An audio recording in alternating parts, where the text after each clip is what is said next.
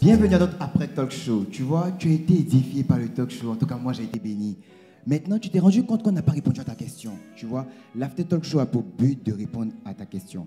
Donc, coach Moïse, merci d'être présent avec nous.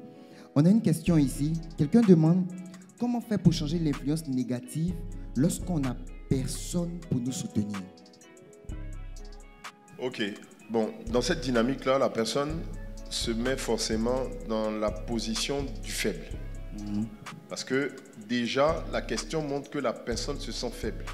C'est-à-dire qu'elle ne se voit pas comme le leader de l'influence, mais se dit que les autres, peut-être, ont eu le soutien, le bénéfice d'une église, d'une communauté ou de beaucoup d'autres choses qu'elle n'a pas aujourd'hui. Elle ne se voit pas en train de leader un changement ou bien d'influencer un environnement.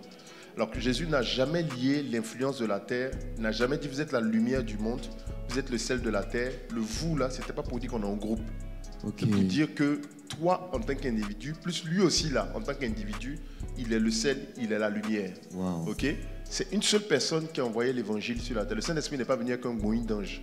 Wow. Il est venu seul. Jésus est venu seul et c'est lui qui a influencé. Paul est parti dans des régions, il évangélisait seul et ainsi de suite, ainsi de suite. Tu vas parler maintenant peut-être de niveau spirituel. Donc, ok, à ce moment-là, ne cherche pas à avoir de la compagnie pour influencer ton environnement parce que le nombre rassure, mais crée la compagnie.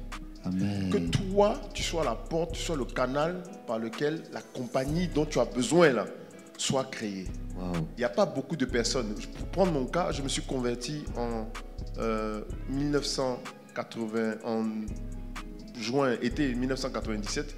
Ok, je prends l'année scolaire en cours. Avant la fin de l'année, j'avais entre guillemets des disciples autour de moi, des personnes déjà qui n'étaient pas converties à 400%, mais qui déjà étaient soucieuses de plaire au Seigneur un peu plus qu'avant. Okay? J'étais tout seul dans ma classe. Je n'ai pas cherché, je n'ai pas lancé une annonce qui est chrétien dans la salle. Ça peut dire que j'étais très nouveau converti. Mais la première chose que j'ai commencé à faire, c'est de témoigner de Christ directement. Okay? Donc, crée ça et nourris-toi. De toute façon, quand tu vas commencer à parler de Jésus, tu deviens son ambassadeur. Les gens vont te poser des questions. Tu n'auras pas les réponses. Tu vas lire la Bible différemment, même si tu ne veux pas chercher. Pendant que tu médites, Matthieu, tu auras des réponses pour... Ah, mais ça, c'est ce que le gars me disait la dernière fois. Tu vas prendre plaisir à méditer la parole et à être construit. Tu écouteras les enseignements d'une façon différente. Parce que tu deviens un enseignant. Apprendre comme un enseignant est une recette, est une solution souvent qu'on donne à quelqu'un qui a des problèmes de mémoire pour comprendre son cours. Wow. Si on lui dit, pendant que tu apprends, dis-toi que tu vas l'enseigner à d'autres personnes, l'attitude change complètement. Parce que tu n'es pas simplement en train de retenir tout pour essayer de comprendre qui t'ennuie, ça m'ennuie pas. Tu es obligé de tout comprendre. Parce que tu dois les reproduire la même chose. Ton cerveau, tout le monde, tout se met à disposition pour aller faire la chose. Donc quand tu commences à être un porteur de l'évangile, il y a une bonification qui va se faire naturellement. Et je crois en cela que c'est pour ça que la Bible dit il y a plus de joie à donner qu'à recevoir. Dès que tu commences à donner, tu reçois naturellement. Amen. Amen. Deuxième question, c'est comment prêcher aux personnes qui sont homosexuelles? La plupart disent qu'on les juge. D'accord. Bon, il n'y a pas que les homosexuels, ok? Il n'y a pas que les personnes qui sont dans l'homosexualité. Même les personnes en général vont toujours prendre l'argument fallacieux du jugement pour refuser le changement. Wow. Donc, c'est une excuse. Et puis, de toute façon, même si on te juge là, c'est pour ton bien ou bien c'est pas pour ton bien? Je veux dire, est-ce qu'un policier a besoin d'être poli pour te donner une amende, pour te sanctionner? Tu vois, si tu as fait une faute, c'est pas parce que le policier, même si tu es insulté en te donnant l'amende, que ça va changer la faute que tu as faite. Donc, quel que soit le comportement du facteur, de la personne qui apporte la lettre, le plus important, ce n'est pas le comportement du facteur. Tu ne refuses pas de prendre une lettre de ton ami intime ou alors de ton père ou de ta mère. Tu attends, je ne sais pas moi, une information capitale, un code ou un mot de passe pour une carte bancaire que ton père t'a envoyé dans une lettre. Et puis, comme le facteur t'a pas dit bonjour, ou il s'est comporté bizarrement avec toi, tu dis c'est bon, même d'ailleurs, même, faut partir même avec ta lettre, tout ça là. Mais ton père n'a rien à voir. avec le comportement du facteur. Il n'a pas choisi le facteur forcément. Donc, tu vas refuser le contenu de la bénédiction juste parce que celui qui t'a tendu le courrier s'est mal comporté. Donc, quand quelqu'un est conscient qu'on le juge, c'est qu'il est conscient qu'il est en train de dire, en fait, j'ai besoin du message, mais tu me le donnes mal. Ok? Donc ça, c'est la première réalité. Mais je ne vais pas encourager, j'encourage pas un frère en Christ à ne pas s'adapter. Parce que c'était le thème aussi, c'était ça. On parlait de l'adaptation, s'adapter. Et puis comme Paul a dit, je me suis fait juif avec ceux qui étaient juifs pour gagner les juifs. Je me suis fait païen avec ceux qui étaient païens pour gagner les païens. Je précise que ce n'est pas païen qui n'est pas converti. Paul n'a pas dit, ce n'était pas païen dans ce sens. C'est païen dans le sens de contraire à tous ceux qui n'étaient pas juifs, en fait, qui étaient des païens.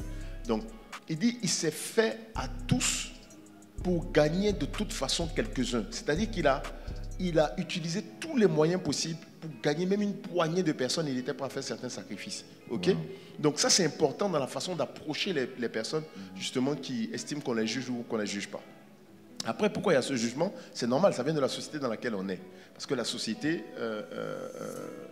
est très dure. Dans nos sociétés africaines, encore pire.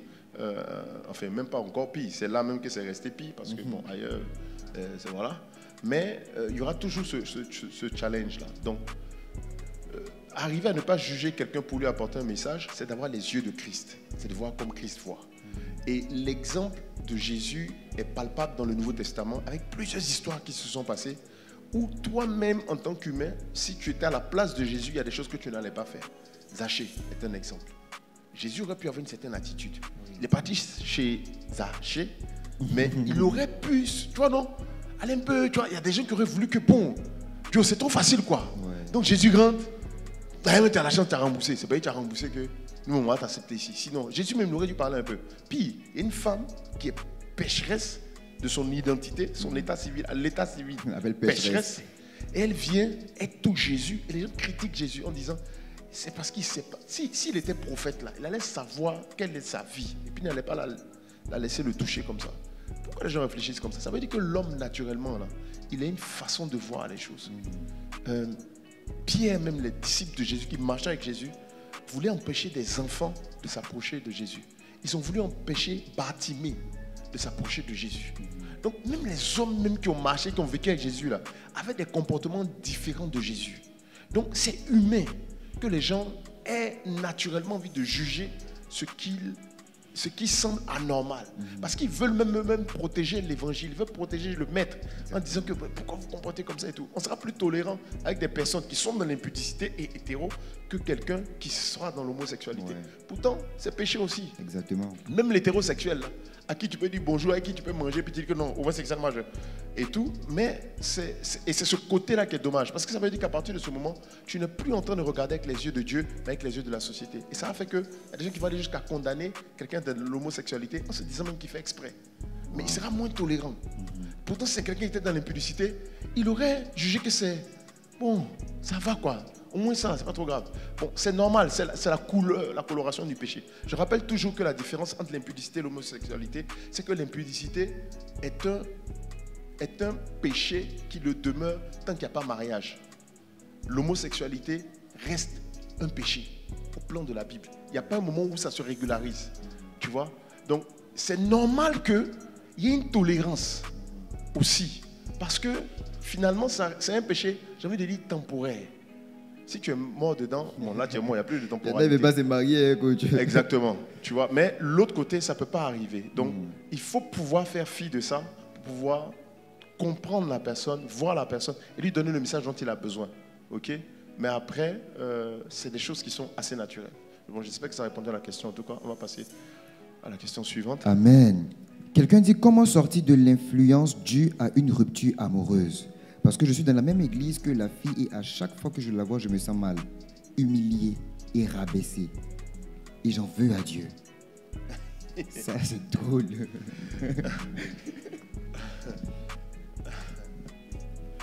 Aïe, aïe, aïe. Il était dit, non? Est-ce que j'ai envie de répondre à la personne? Mais non, on ne va pas le faire. Mais écoutez, tu sais, ce que je dis souvent aux gens, c'est que tu n'es pas plus hiérarque que Dieu. Tout ce que Dieu te demande de ne pas faire, c'est parce qu'il en connaît les conséquences. Mais on est comme des enfants. Tant qu'on n'a pas goûté, là, tant que nous, on n'a pas vu, on ne va pas arrêter.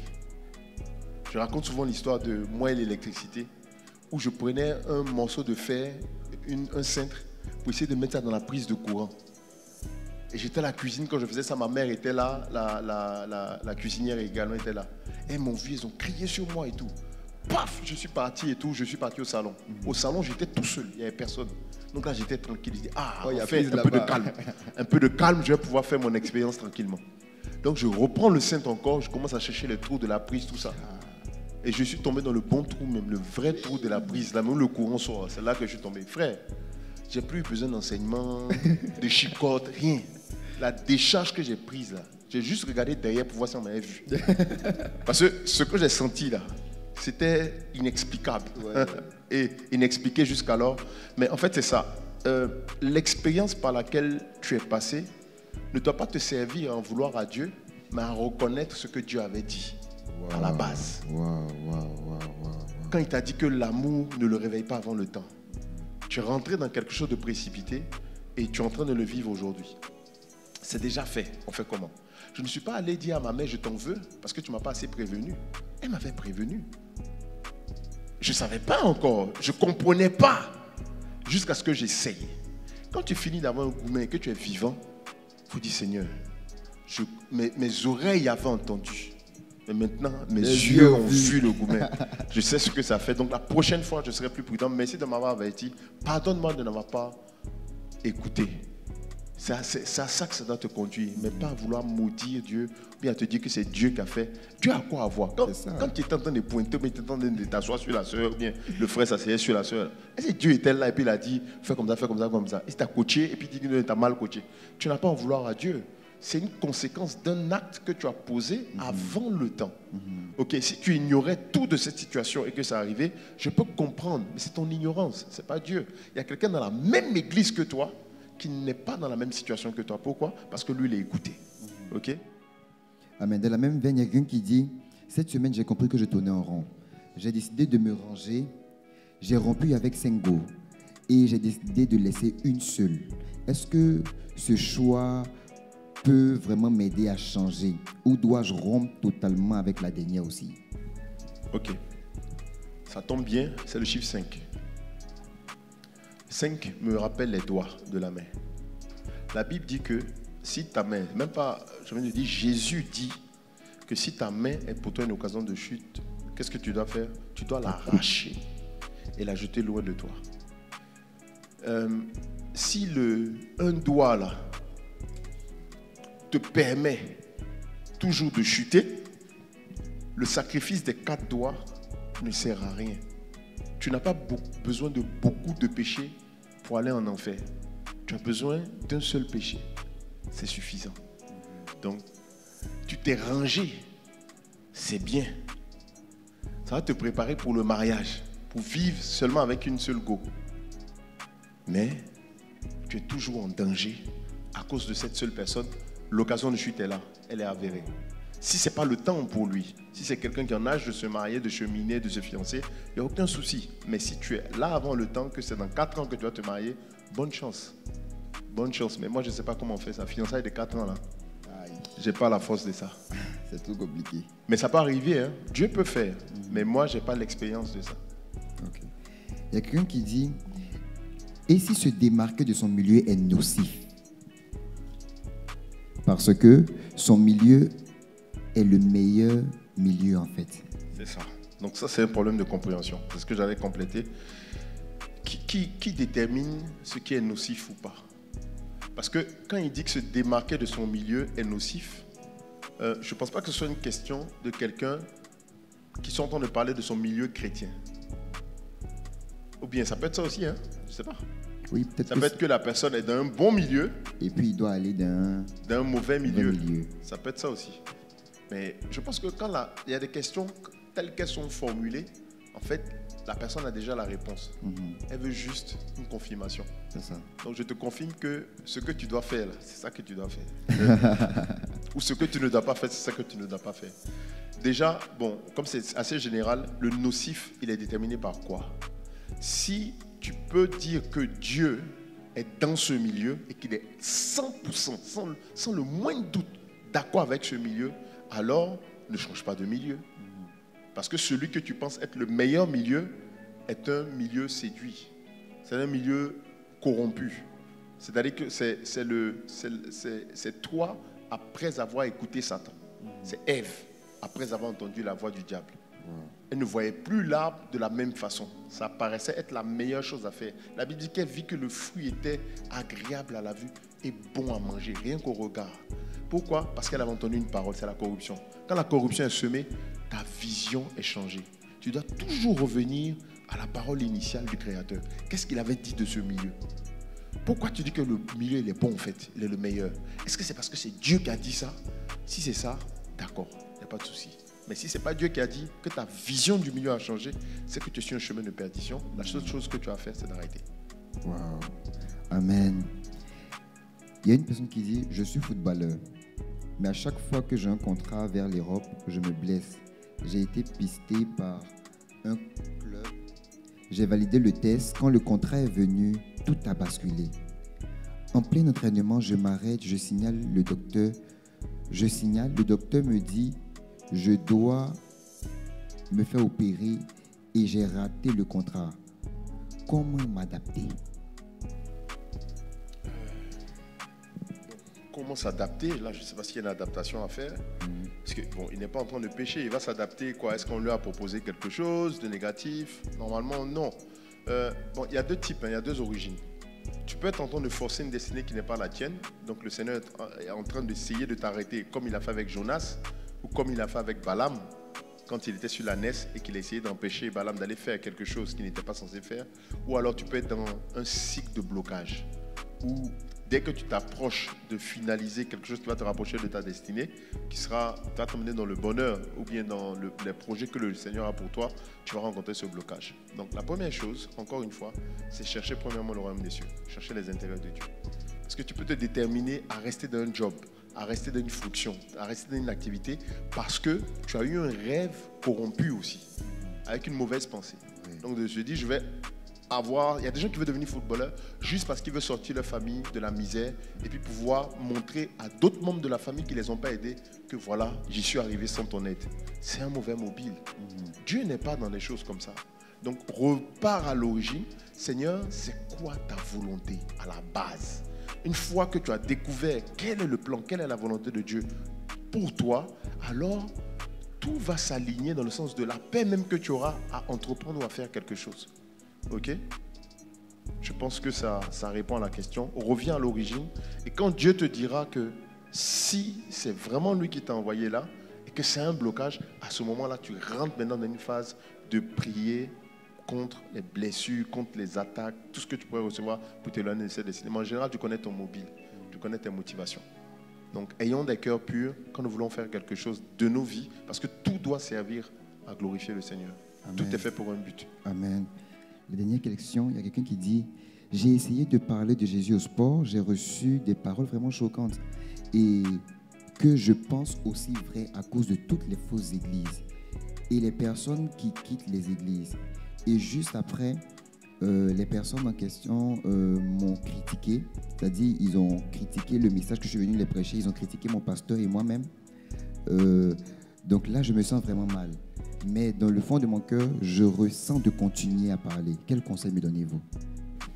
D'accord. Ça va me ramener à la première réponse que j'ai donnée. C'est de pouvoir convaincre les personnes. Bon. Après, honnêtement, il y a des églises avec des hommes de Dieu, entre guillemets, qui peut-être ont bien commencé ou se sont détournés. Il y a vraiment des faux aussi. Aujourd'hui, si je me lève et que j'ouvre une église où je dis que j'ai une chaise magique, quand je dépose la chaise, tu viens t'asseoir dessus, seulement tu es guéri, je vous assure qu'il y a des gens qui vont venir. J'aurai des fidèles.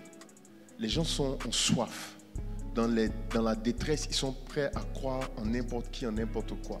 Donc s'il y a des loups qui sont là, malheureusement, ils peuvent prospérer dans ça. Donc c'est possible.